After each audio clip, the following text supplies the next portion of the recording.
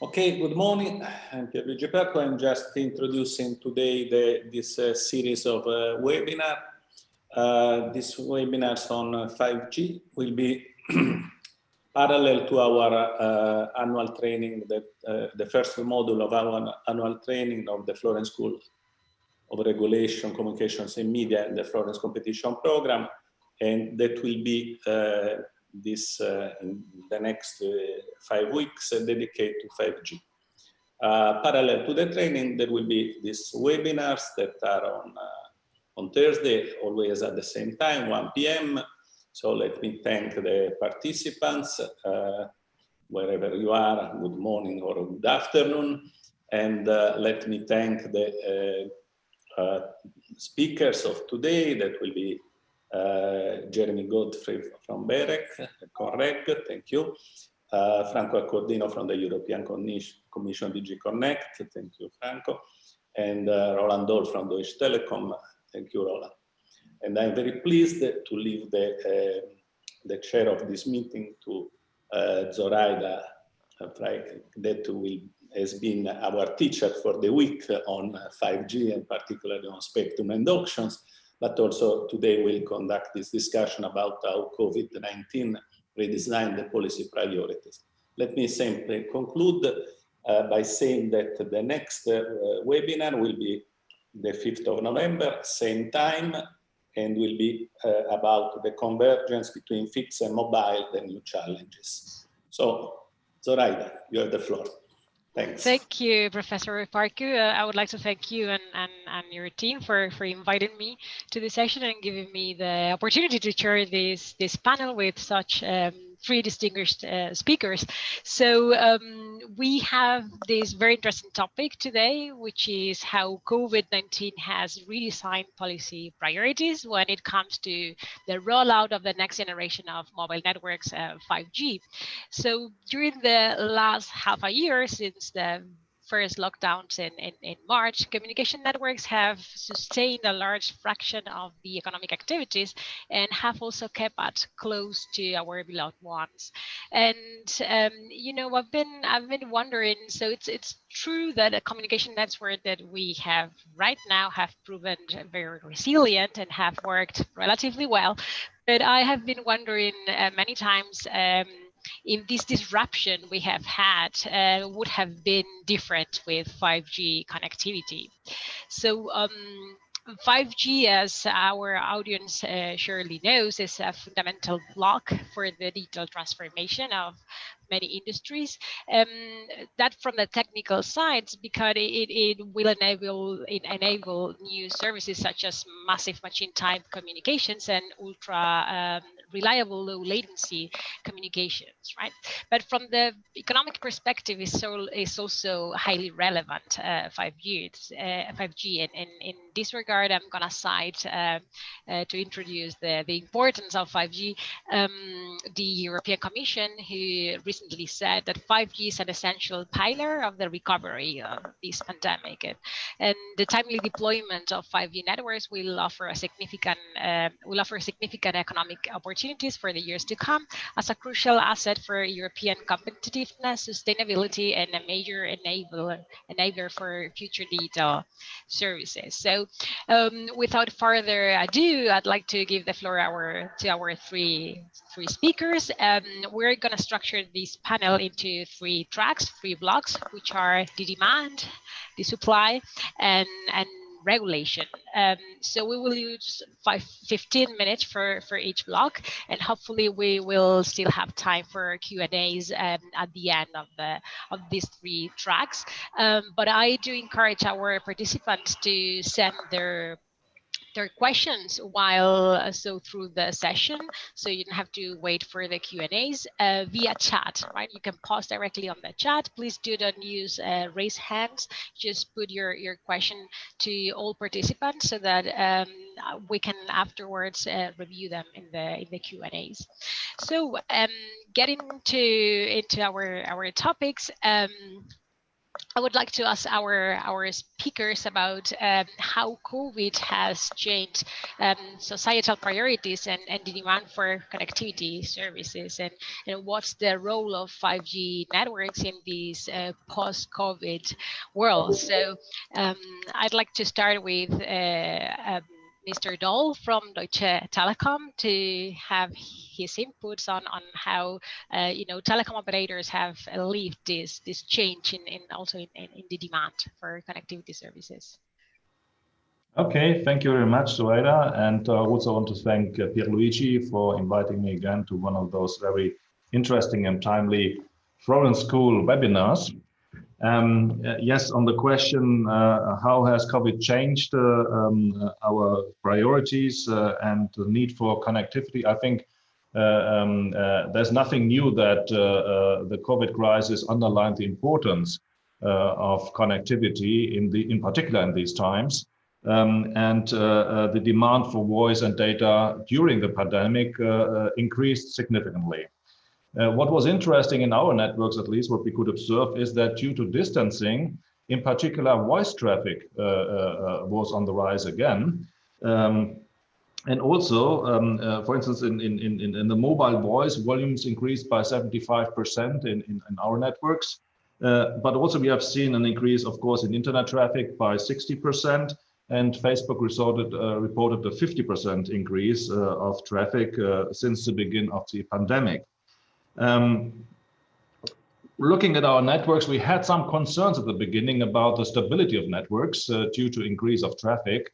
But fortunately, our networks have shown to be remarkably resilient on that. So everything worked well, fortunately. Due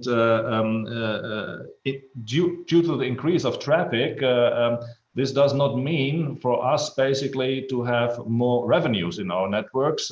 So the beneficiaries of this increase of demand are not the telco operators. The winners of the pandemic so far are those who are using our networks, in particular the larger hyperscalers and OTTs. They have been the big beneficiaries. We can see this when we observe the development of the share prices of the different industries. Of course, we have also had a rise in usage of our networks due to the fact that 20 to 40% of employees started working from home. And this might also change in the future the pattern of work. So it still has to be seen to what extent we find a good mix between doing more from home, but also trying to work in where it's important to also have the personal contact in the future when you work in teams to brainstorm on things and keep on the relationship, the personal relationship between teams, but at the same time using more the ability to work from home, which also could have a positive effect on several other topics like traffic, climate, etc. But that remains to be seen. Homeschooling became a very important thing as well during the pandemic. Still, we hope that we can keep schools open, but it might change also depending on how the things are developing. And here we recognize that we can still improve significantly the platforms for homeschooling, as we have also seen that on the side of e-government, the digitalization of governments, there's still also a lot to do.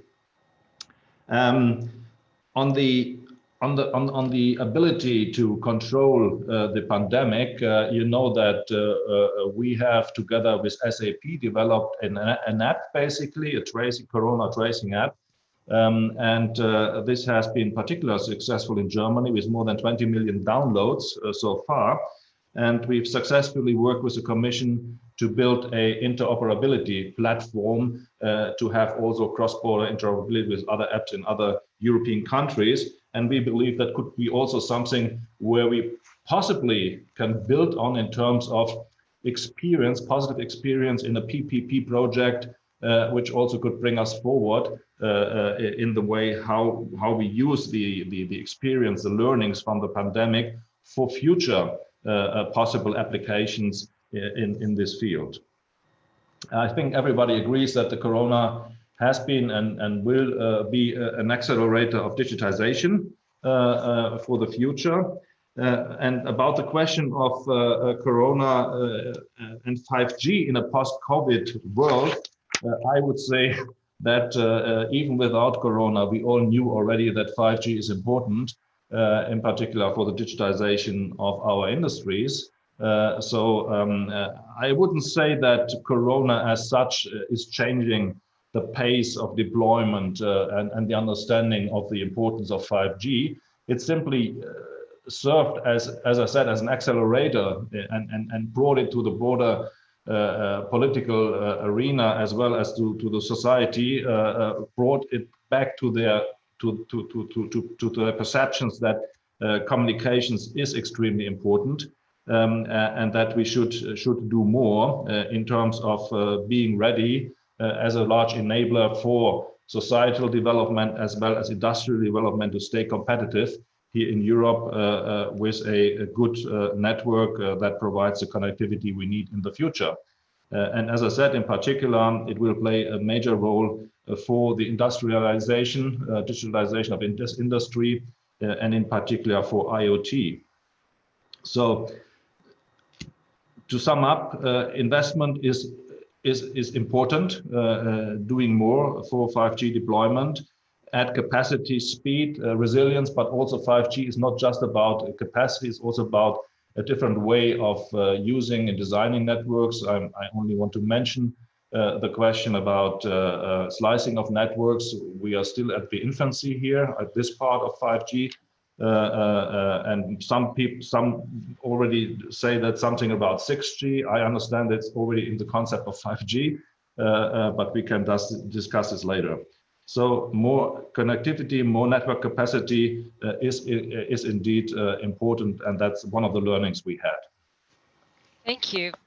Yeah, interesting insights from the operator side, how the pandemic has increased the demand but not the revenues. This is probably not seen in any other sector you could think of, but hopefully this will also accelerate the digital transformation, and we will see new use cases and business models. So I'd like to hear from our other two speakers, Mr. Accordino. So what's the EU, the European Commission view on how COVID has changed the societal priorities and the role of 5G in the post-COVID world? Thank you very much, really, Zoraida, for posing such a question in a so meaningful manner, because it's stimulating what I consider a very important reflection time for all of us. I mean, certainly the Commission, and in particular the unit I'm responsible for, we have placed a lot of attention in the transformative kind of power of these efforts of lockdown. So I mean, I fully subscribe to Roland's words. I mean, this is a historical time, historical, let's say, opportunity, I would say, to not only fight against the emergency, and I can tell you the Commission is taking a lot of actions to help out member states to face the emergency situation that we had in many parts of Europe. But of course, besides the emergency, there is the important duty to look at the prospects at the post-COVID recovery, the post-COVID world, how we would look, we would prepare for it. And in this respect, 5G has a key important role there. Roland mentioned a little bit the peculiarity of 5G, that is not just to upgrade the bandwidth of your handset. It would be a major mistake if we would consider 5G only as just the new generation then that comes after the 4G, LTE or whatever.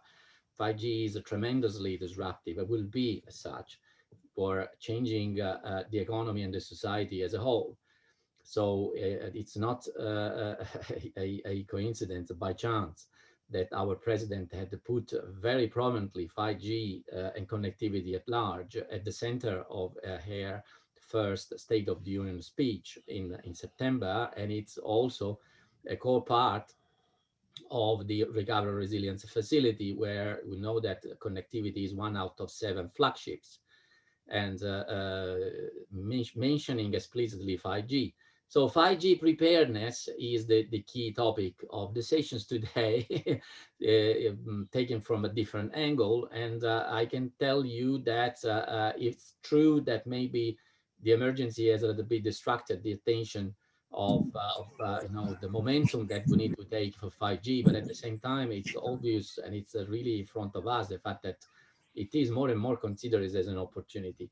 So the demand is very important in all these discussions, because it's only through the demand that we set the requirements. So can we implement certain use case application scenarios without having a proper quality of connectivity that only 5G can reassure? Of course, when we say 5G, we should not identify it only with and exclusively with the wireless type of connectivity.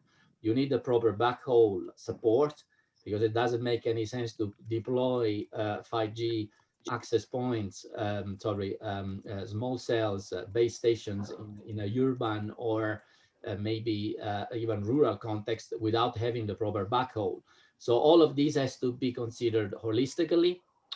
And in this respect, we have a plenty of actions in the pipeline, not only in support of implementation side, but also in terms of investments as such. So in the RRF, and also with our own EU managed, directly managed programs like the Connecting Europe facility. But I don't want to elaborate too much on this, because there will be other questions later on. What I wanted to say is I really confirmed the increase of the demand. It's interesting to analyze how this new demand for the COVID is segmented, let's say, because we know that people who were already using use it to work telework, for instance, like us, there is a change, but it is not so dramatic as it is instead for the teachers or for the students or for new use cases. And if we look at the prospect of really moving your office inside your house, which means that you need to be able to control complex industrial processes, for instance, from your own desk. Well, that would mean that you need more than just bandwidth. You need the resilience of the network. You need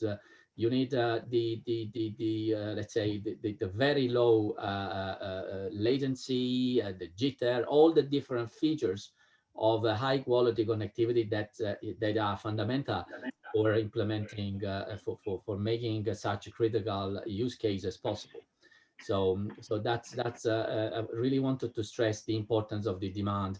And when we speak about the demand, we should not really limit ourselves to say, okay, the member states X has approved a voucher scheme for the families and the students to buy a laptop or to buy a tablet. That's very good and very nice, because it's an inclusive, let's say, type of measure. And I have to tell you that the Commission has approved in record time these notifications, because they might, of course, entail state aid measures. This has been done in record time this time. It's unprecedented, the reaction that we had to the various requests from the member states. But it's not enough. It is absolutely not enough, because we have to look at broader use cases, not only inclusive, but for preparing the ground for Europe to compete in the post-COVID world. So thanks for this perspective. Hopefully, this demand for different use cases will make this revolutionary vision for 5G real, not only about providing more capacity, but having really something revolutionary. So I'd like to hear from our third speaker, Mr. Godfrey from Berec, where all NRAs sit. So how do you think that COVID has changed our priorities and the demand for connectivity? Okay, thanks, Zoraida. I really like the way you asked that question, talking about demand for connectivity, not just demand for 5G. I'll explain why in a moment. but I think the first thing to talk about really is what is a post-COVID world going to look like? And it's not going to look like a pre-COVID world, I think is an important thing to say. So we've learned a lot. There'll be a lot of demand for society to be more resilient. I think we definitely want to we've seen the shocks, we've seen the need for society to be more resilient, and we've understood, I think, from the COVID experience, the role that connectivity can play in making society more resilient. And other speakers, Franco and Roland, have both talked about working from home. I would say learning from home, shopping from home, socializing from home are all important things. Another feature, I think, of the post-COVID world is we're going to want to build a greener world. So I think pre-COVID climate change and dealing with climate change was a big policy priority. I think that has not gone away, and if anything, people see COVID is a threat to us over a 1-2 year period. Climate change is obviously a threat to us over an even bigger of an even bigger scale. So the need to have a greener society, and again, that is something that can be definitely enabled by connectivity. And so I think that the demand we will see has been brought into sharper focus, as Roland said. These were trends that we were seeing even before COVID, but the need to support greener industries, to support greater degrees of bandwidth and of data will grow. What does that mean for the role of 5G is a very interesting question. So Franco talked about sitting in your home controlling an industrial process. Quite right to say that that will require very reliable, very low latency connectivity. That might be provided through 5G. It might be provided through a fiber connection to the home. So I think it's important to see the role of 5G in that overall landscape of connectivity. I think that's an important point.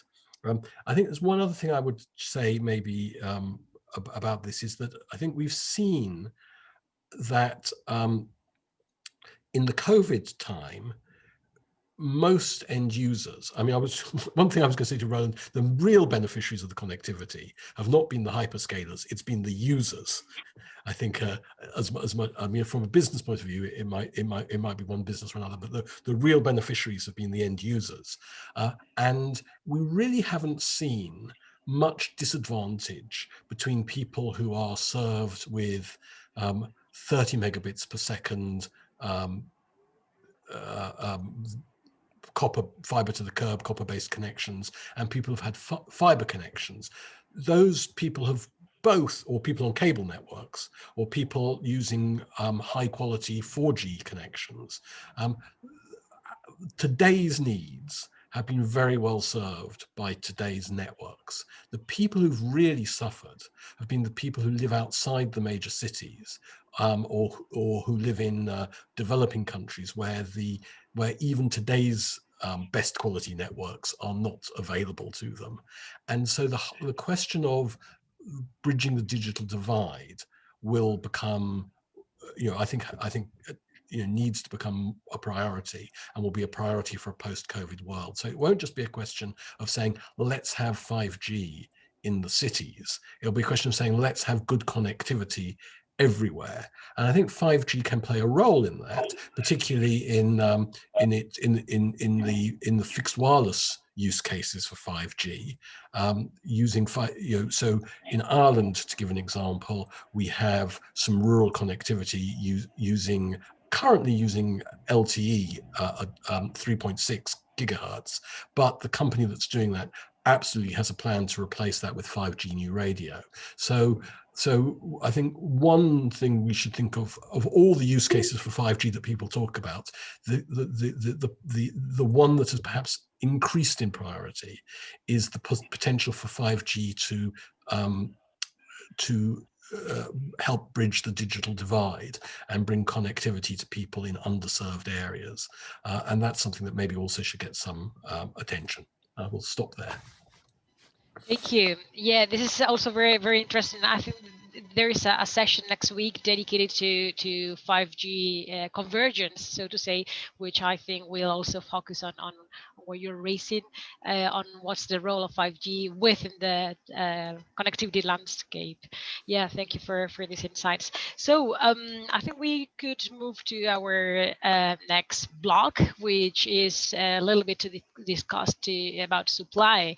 And here we have different, surely, perspectives on how, and it links a lot already to our final blog on regulation and policy and how to deliver 5G connectivity and networks. So I'd like to hear first from Mr. Accordino, because the European Commission has just published a recommendation calling member states to develop a toolbox of best practices for the timely rollout of fixed and mobile very high capacity networks. And looking at the next generation EU's recovery and resilience plan, I would like to know what are the main challenges and opportunities to deploy gigabit infrastructure, and particularly 5G, in light of these plans of the European Commission. Thank you, Zoraida. And I have to say also thank you to the few questions that were already raised there on this important point. I mean, on how we can unlock barriers to 5G deployment. I mean, of course, we are speaking about 5G, and I want to make it very clear that 5G for us is not just a wireless component only. It has to be considered, as it is indeed during the literature, as an whole encompassing technology able also to interoperate with other type of connectivity. Here referring not only just to the classical backhaul fiber access wireless 5G paradigm. I'm also referring here to the fact that there must be also an interoperability with any other type of wireless technology. I'm bringing here the example of Wi-Fi for You, for instance. You might have heard about the program Wi-Fi for You. This is a really voucher scheme run by the European Commission to allocate 15K voucher to municipalities for them to deploy wireless access points. So this has been tremendously successful. We have 9,000 small towns, small and large towns that got voucher. And they are, by the way, this has been a little bit a kind of reality check for us in terms of importance given by people and by local administrations to connectivity. Since the COVID, we had tripled the number of rollouts in Europe of small networks or Wi-Fi networks. From 20 a week, we moved to about 80, even 100 a week, even during summertime, which proves really that the problem is very much felt, not only to connect our own households and from our home, but also to provide connectivity, in this case, which is free of charge and open in a local, in public spaces, in the public administration premises, in the hospital, or in the school. So this has been a very interesting reality check for us, but it shows also that it invited us to reflect on the evolution of this program toward 5G. And this, I mean, there are a lot of works looking at really at the interoperability between 5G and other technologies, including wireless. What is important from a user perspective is that when we move from our indoor access point to the outside, where there is no longer a Wi-Fi, we have a seamless let's say network support that we don't even realize that we changed our network supplier, and our application, whatever it was, is still continue to work. So that is important. Now, from the supply point of view, in order we know that, I mean, the private sector alone, with all the efforts and with all the business opportunities that this market offers, very often is not enough to cover all the corners of Europe. The other so-called market failure areas that, of course, needs to be covered as well. So the public intervention is there to kickstart the process, to stimulate also and to leverage private investments. So in this respect, we have, as Zoraida, as you said, I mean, the president had put connectivity at the center again. So we expect that 20%, so you know that this is really historical, 20% of the RRF has to be spent by the member states on the digital transformation. I mean, this is like the green transition. The digital transition gets a similar political weight and political sensitivity. The 20% of the amount allocated to the foreseen and the RRF is a huge amount of investment. And even if you consider the 20% of that 20% for connectivity only, I mean, and here, following Jeremy a little bit point, it's not just 5G, but of course all the core networks, the backhaul, fiber, 5G, all type of investments that are bringing connectivity, fixed wireless access, etc. All of these is provide the opportunity from a financial point of view, of course, to for Europe to catch up, for those member states who are a bit late to catch up and really digitalize Europe in not only with the connectivity, of course, but once the connectivity is there, you can develop a lot of value. I mean, connecting, of course, the other digital capacities, cloud sites, federating the cloud at the local, regional, national, and then European level.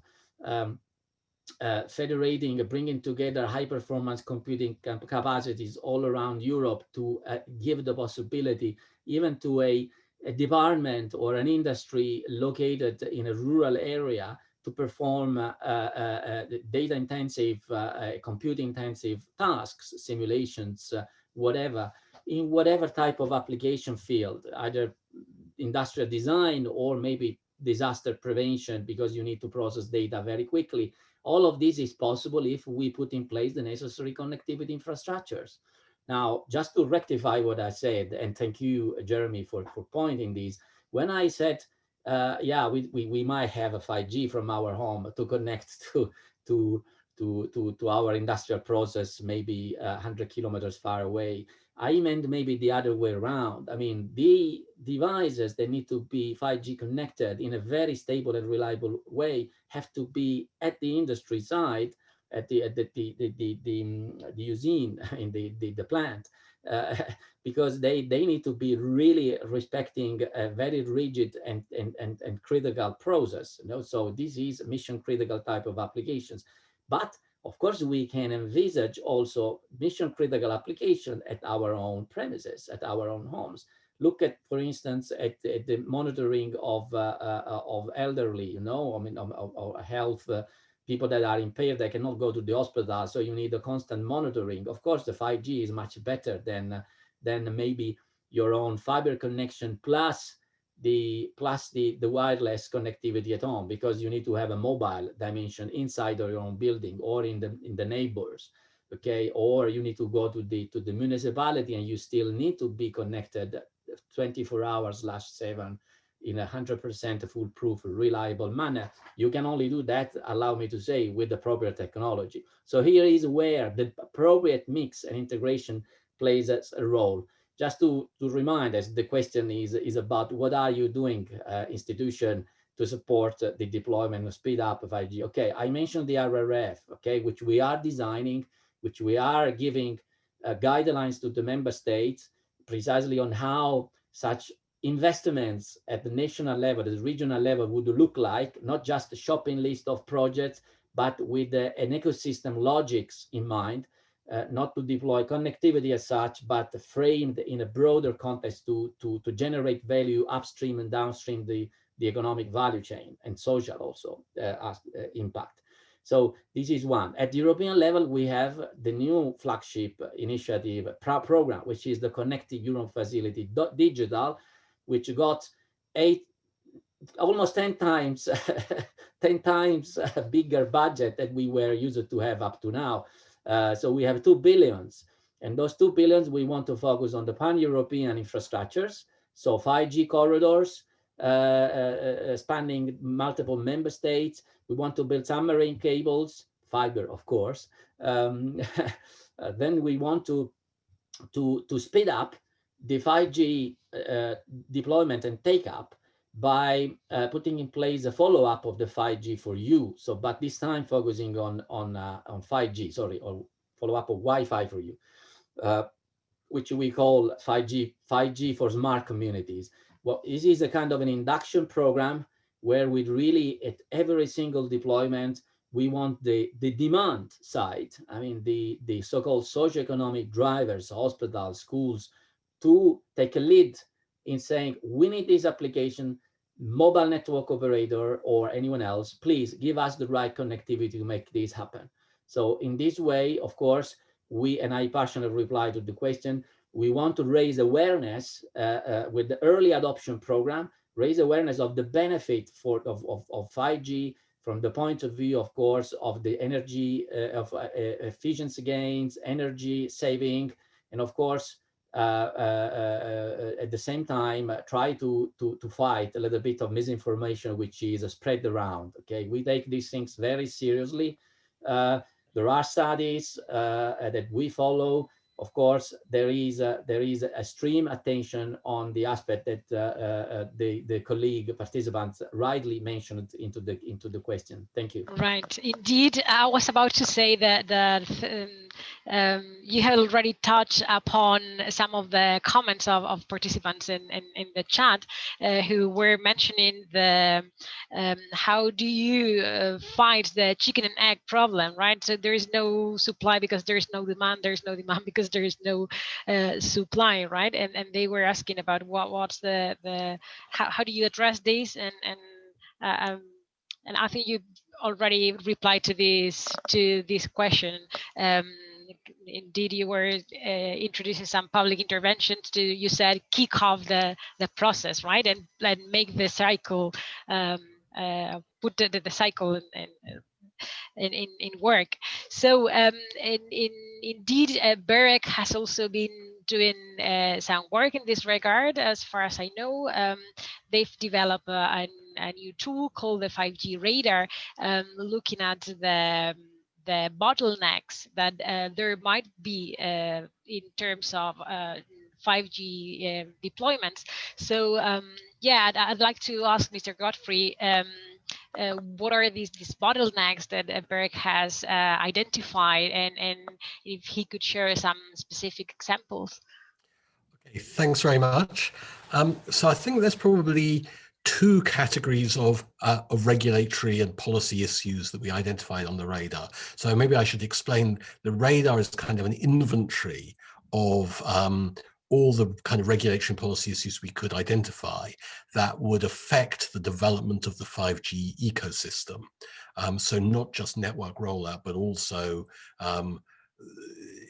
some of the, if not exactly solving the chicken and egg problem, at least enabling the chickens to turn into eggs more quickly, and vice versa. So of course, and the purpose of the radar actually. Am I? Oh, you're all very still. I wondered if you could still hear, if I'm frozen. We do hear. If you just move a little bit, then I can tell. So yeah, thank you.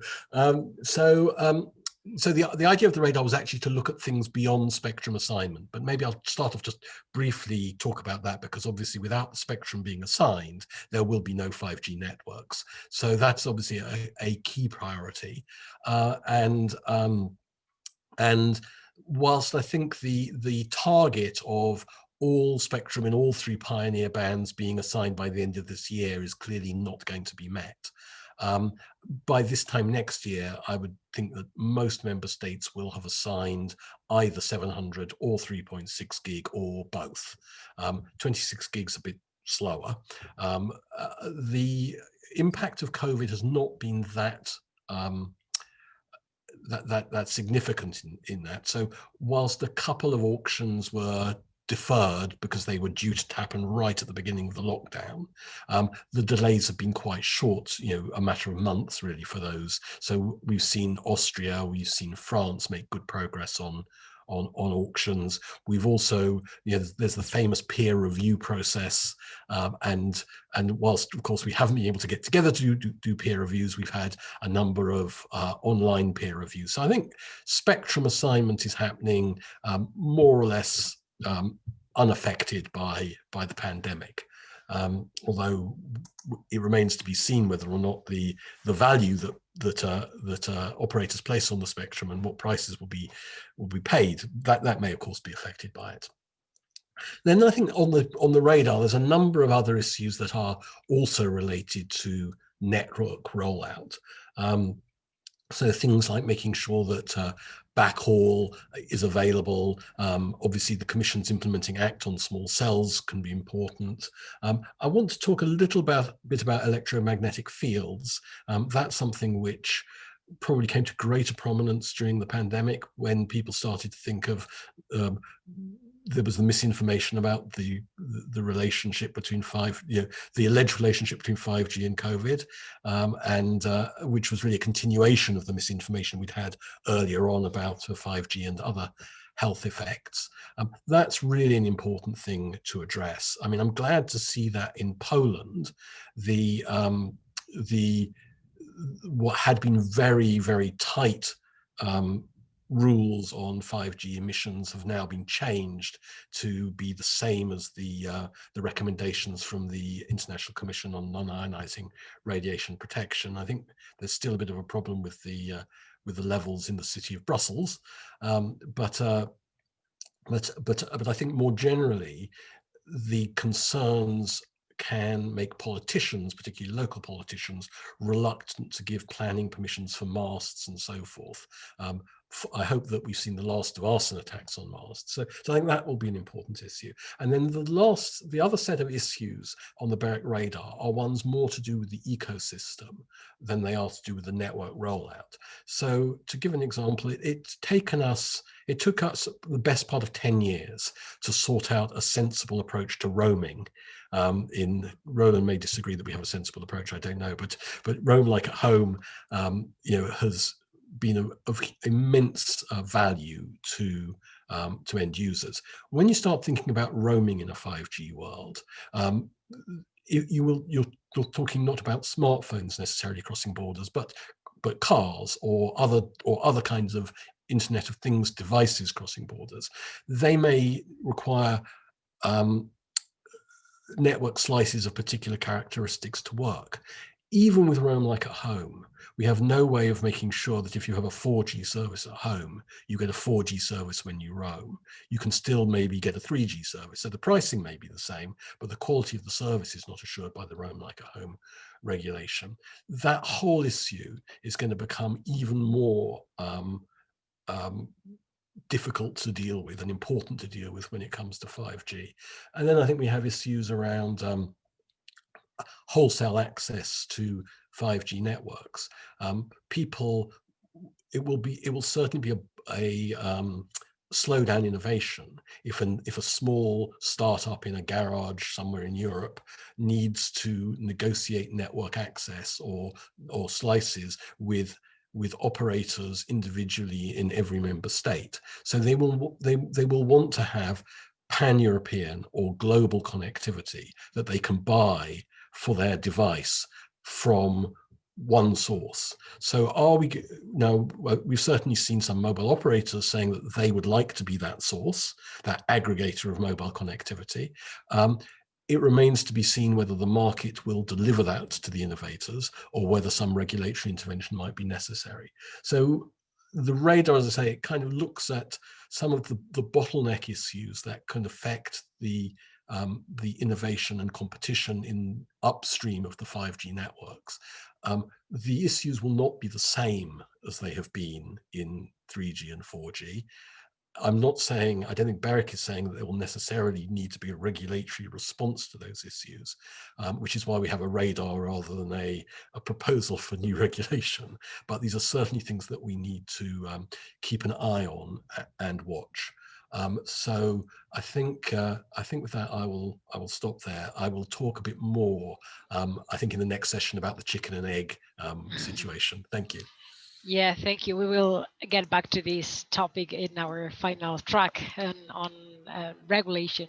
But before we move to this track, I would like to hear from Mr. Dahl from Deutsche Telekom. It's true that our speakers have emphasized that 5G is not only about 5G networks. We have to enable like a 5G ecosystem. Like 5G is meant to be like a platform for very different services, like a platform for innovation. But the networks have to be there. So I'd like to ask Mr. Dahl on the specific rollout of 5G and how the pandemic has affected the rollout plans in telecom operators. Yeah, thank you. There's a short answer to this. So I would say the pandemic, fortunately, has not affected negatively the rollout of 5G. We make big progress despite the pandemic. For instance, in Germany, in our network, we cover now more than 3,000 towns and municipalities with 5G. We upgraded 18,000 antennas to 5G and are able to cover 40 million people already today. That's half of the population with 5G services. So we are sure that by the end of the year, the coverage will increase to 2/3 of the population in Germany. We are not also only making progress in Germany, also in the United States, for instance. We have the largest 5G network in America. And upgrading more than 1,000 cell sites every month. In Austria, we have already reached a coverage of 25% of households for 5G. So this is ongoing, basically. And we are investing like hell in infrastructure. So it's basically an all-time high that we invest not only in mobile, but also in our fixed infrastructure at the same time.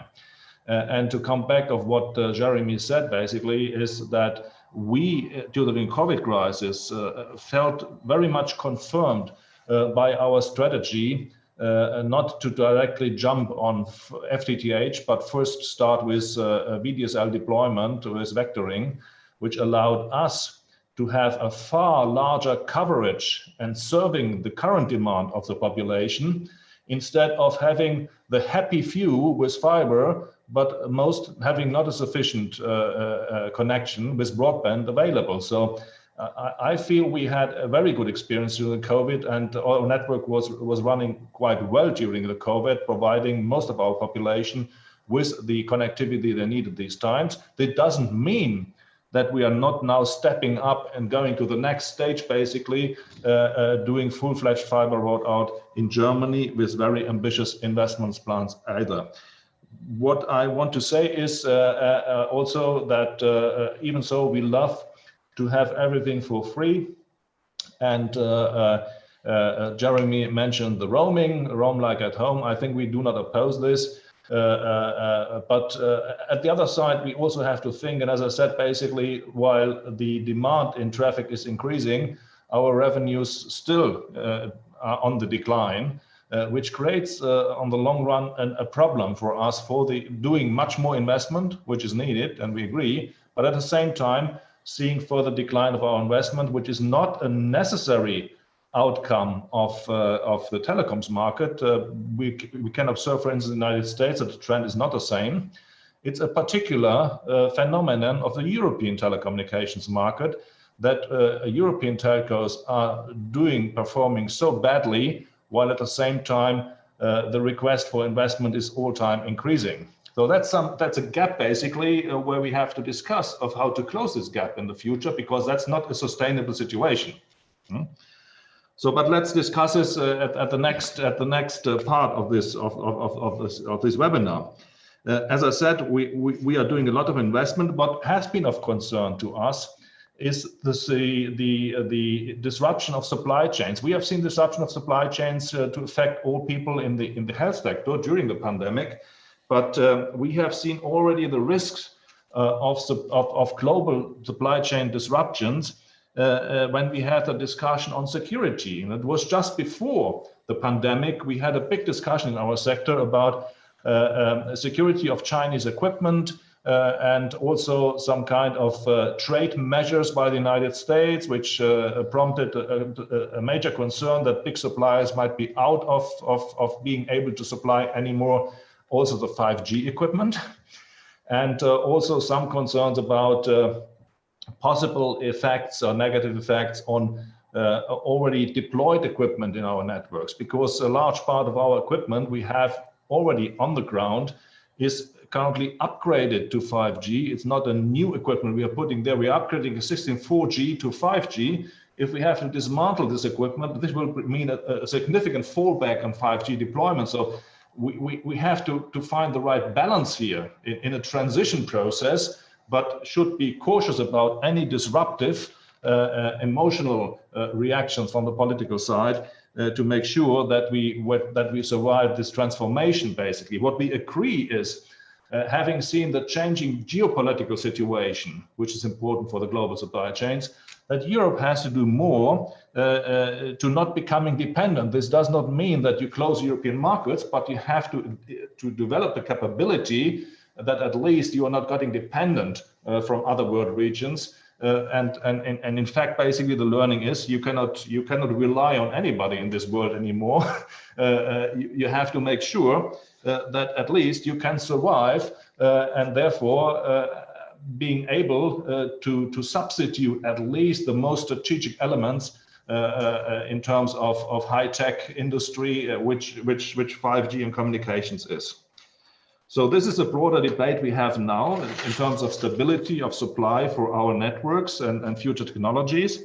And in this context, I only want to mention shortly, because we are running a little bit out of time, a discussion we are having currently about open radio access networks. We are driving that we increase the opportunities for market entry of all other European players in this market, to be able to have more choice and thereby less dependency on a few global suppliers which survived on the global markets. And the next big challenge for us is also the question: how is technological development affecting us when it comes to telco edge cloud? Because we know that everything is moving into the cloud, and this means also our core network functions will move at some point in the cloud. And this creates again a big question about do we have to build our own cloud services? What does it mean for dependencies? What does it mean for resilience and security? So that's the next issue closely related to technological developments like Open RAN, Virtual RAN, etc. So these are the new challenges, and you do not have the time to discuss all this here in depth, but that's where I see the next big challenges for our industry. And what is important for us is that we probably need to look more on issues like standardization, interoperability, openness, etc., which makes us more independent and allows also smaller companies of the European continent to acquire the sufficient scale they need to compete on these markets.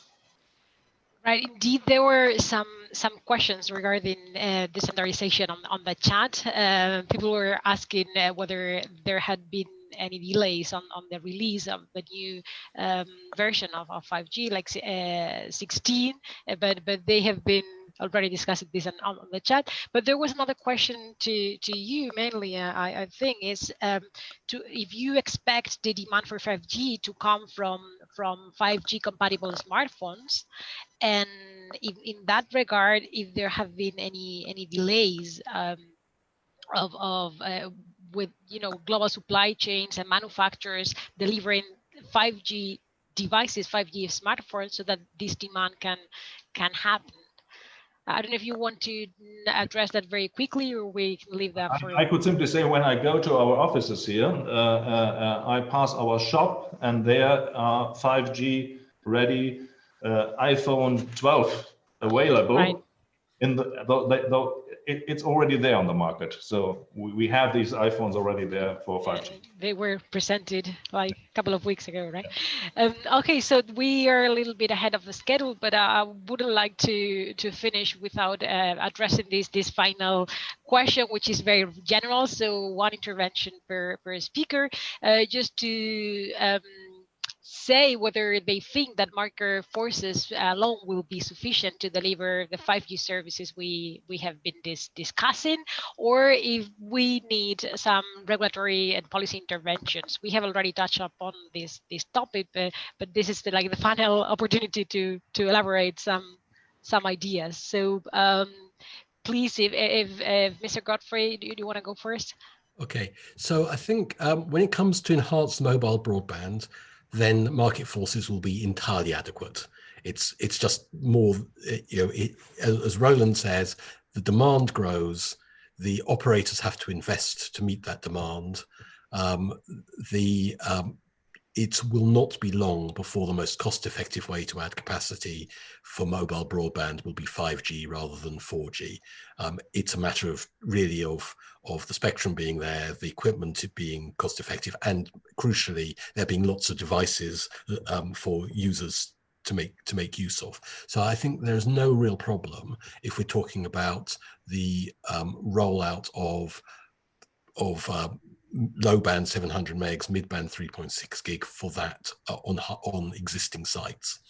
Where there is a huge problem, and where market forces I think may not prove adequate, is actually the small cell networks, public networks. So again, I think the deployment of 5G within factories for manufacturing or in hospitals, these kind of private deployments will happen again quite naturally as the demand is there.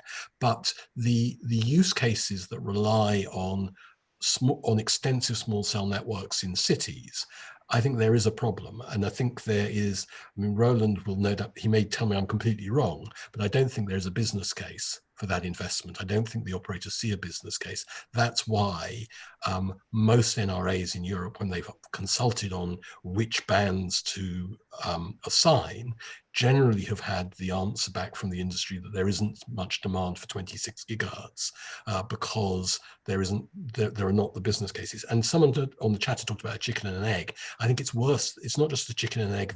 There are three things here. You need networks, you need devices, and you need applications. And people will not develop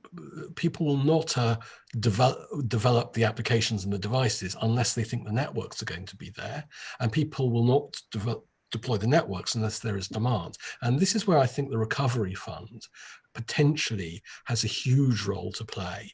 I think I'm just going to put forward two possible uses of the recovery fund that might, I step outside regulation into policy here, and please forgive me for getting above myself. But one possibility is to ensure that there is a small cell deployment in every capital city in Europe before the demand before the business case is there for the operators. That requires obviously the use of the recovery fund to subsidize. And the hope would be that if that was done, that would create sufficient certainty for the application and device developers that the networks were going to be there in a particular time, and it would unlock that the investment in the innovation in the networks.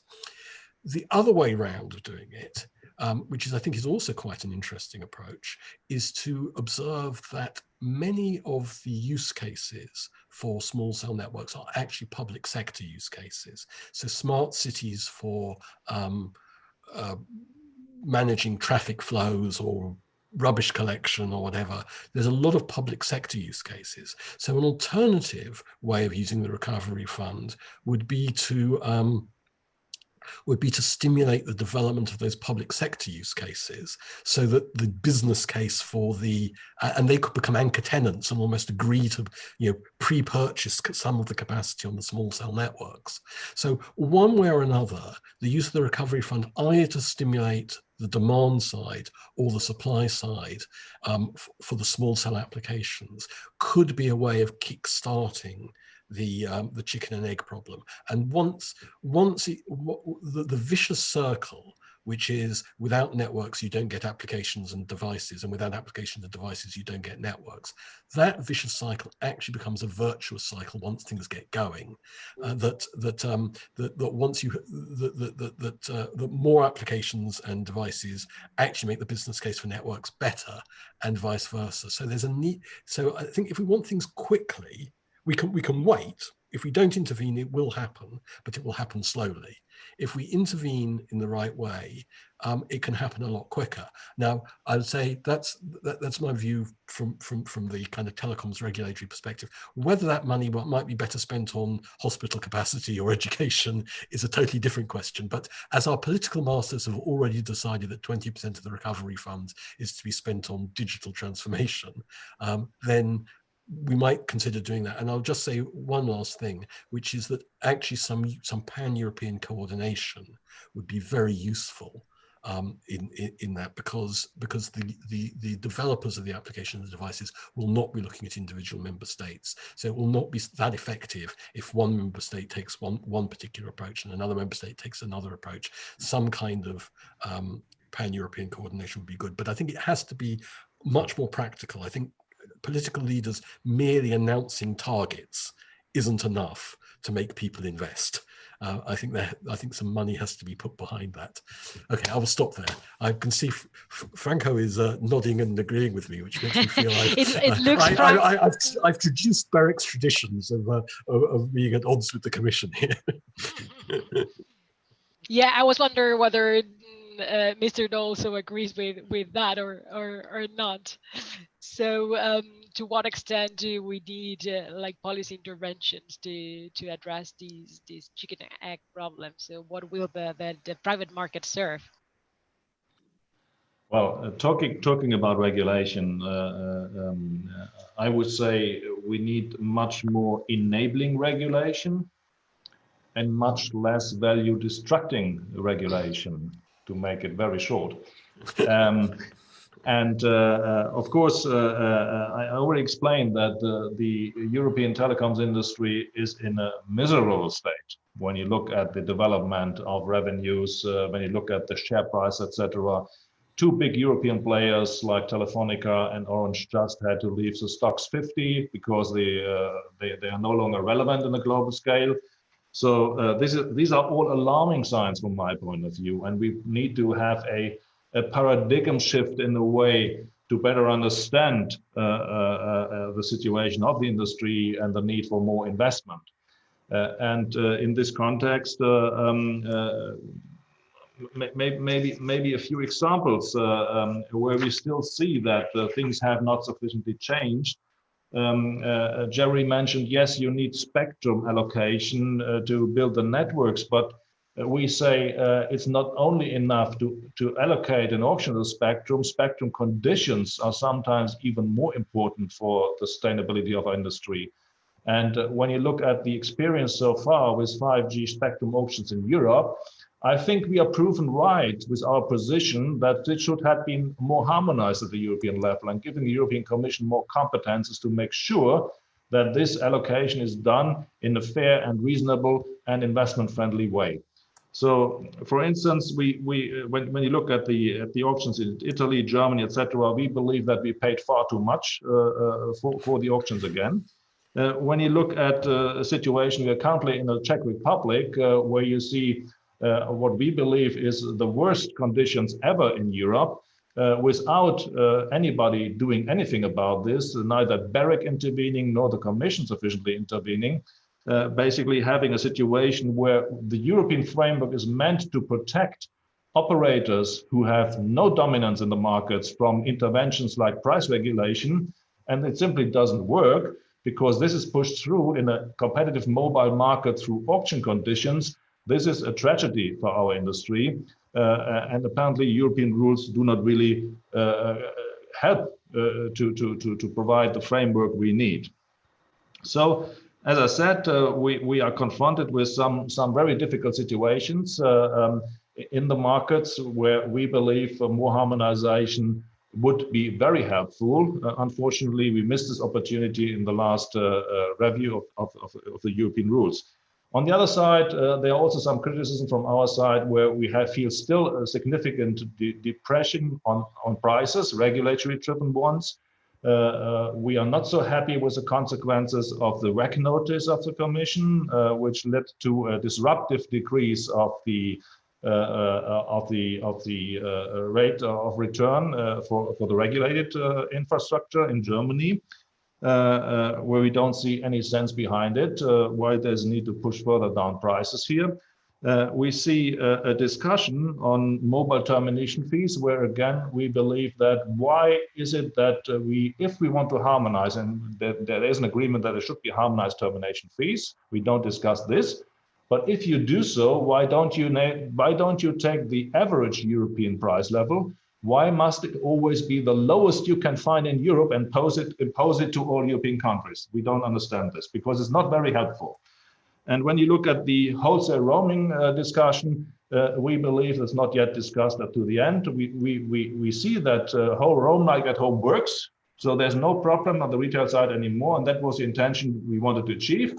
But why the hell is there again a discussion of further reducing wholesale roaming rates, which only play into the hands of those who do not invest in infrastructure? So these are some examples where we believe the wind of change has not reached the bureaucracy yet. Huh? So I think we are still waiting for the effects of the paradigm change, which was meant to come to Europe with a code which puts more emphasis on investment, and we're all talking about it, more investment, better infrastructures. This is also a value. It's not only about always lowering prices further. This will not pay off in the long term. Thank you. Very interesting this discussion. We could be discussing about this for hours. Indeed, we have a parallel discussion with the 5G course going on online on the platforms. I'm also happy to have these inputs for the discussion with the students of the course. So I'm afraid we don't have more time, but so we cannot take any other further questions. But I would like to ask Mr. Accordino if he had some final comment on this round, and that we will close here. We can't hear you. You're mute. Sorry. Really, I mean, I was really listening with a great attention to both what Roland very sincerely and very openly shared with us. I'm sure that those views are not new, are part of the ongoing debate, of course. I mean, and Jeremy is smiling because he knows something about that. But also I was listening with great attention to what Jeremy also said. I mean, I have to say that what you said, Jeremy, about the unprecedented opportunity created by 5G is absolutely important. So we need to focus where it makes sense for the public sector to invest, and certainly creating the chemistry between along the value chain is our main target. Because if we want the industry to flourish, we need to be clever and intervene in a way that there are, out of a project or in a particular area, there are long-lasting, let's say, consumer supplier value chains that are long-lasting, that are going beyond the investment of the project as such.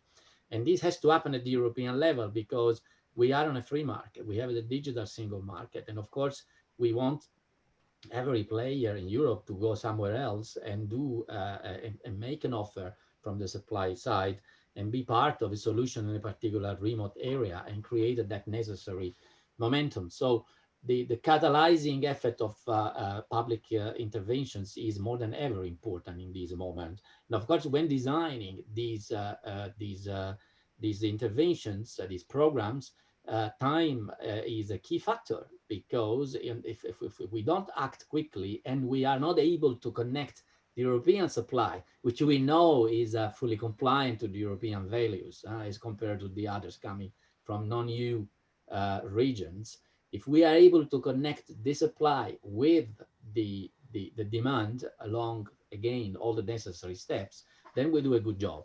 because we perhaps do what the Americans have been doing for ages in creating investments. Then there is a kind of a national interest, a security interest.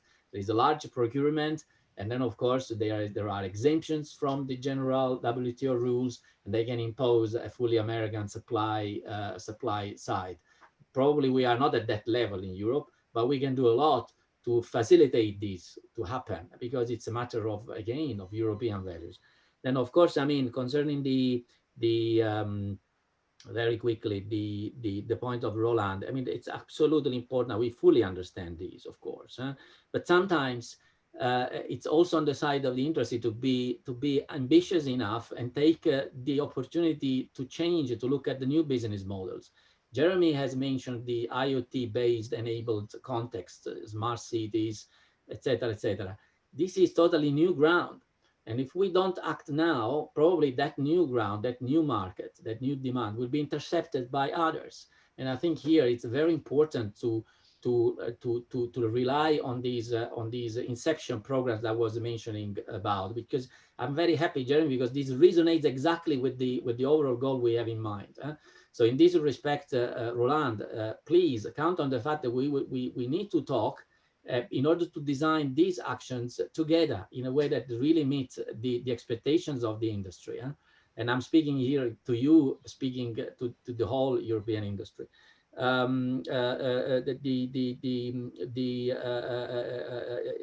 it was said, yes, the policy level should not be limited to set targets. That's true. That's very true. We have the 2025 objectives.